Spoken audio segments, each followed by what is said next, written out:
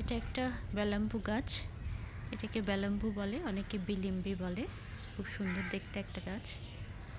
বেলাম্বু ফল অত্যন্ত টক জাতীয় ফল।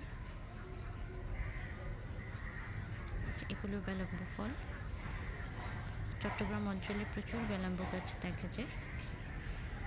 এটা আমাদের দেশজ গাছ, পাখিদের প্রিয়, বিশেষ করে টিয়া পাখির অত্যন্ত প্রিয় ফল বেলাম্বু। কিছুক্ষণ আগেও এই গাছে টিয়া পাখি ছিল, আমাকে দেখে পাখিগুলো উড়ে চলে গেছে।